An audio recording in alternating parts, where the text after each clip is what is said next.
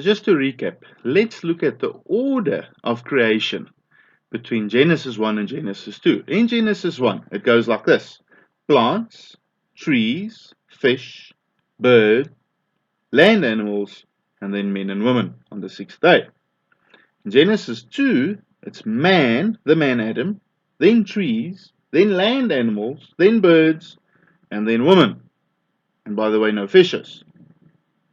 So there's a really big difference between the two. Now, maybe you can argue away one or two, maybe say something like plants were there before God created the garden. Sure, we can say that.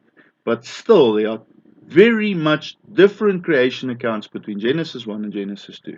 It cannot be denied. One that we can look at specifically, whereas in Genesis 1, God speaks to create. The word they used is baw-raw, which is the root word to speak.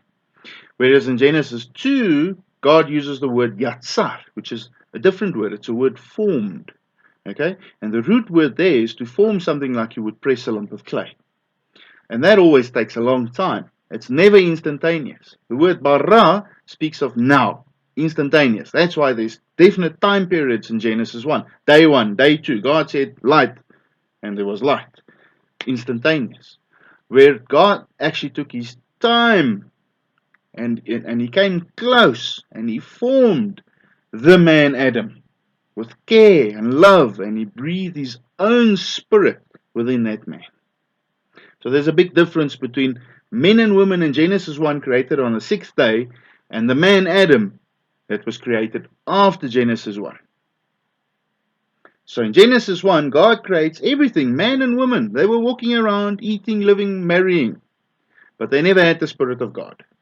Thus, they were not considered living souls because they just had souls. They were normal men. Whereas in Genesis 2, Adam became a living soul because he had the Spirit of God that indwelled him. This is why when Jesus was preaching, one of his disciples came to him and he said, "Lord, let me go bury my father." And he says, "Let the dead bury the dead." What does that mean? It means the Hebrews never had spirit. They were not spiritual beings.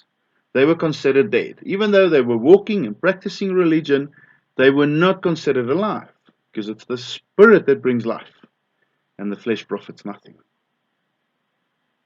This is why Paul said they were dead in their trespasses because they were fleshly. So only in Genesis 2 was the man Adam made alive because of the Spirit of God and not the fact that he was walking around. It's the Spirit of God that makes alive.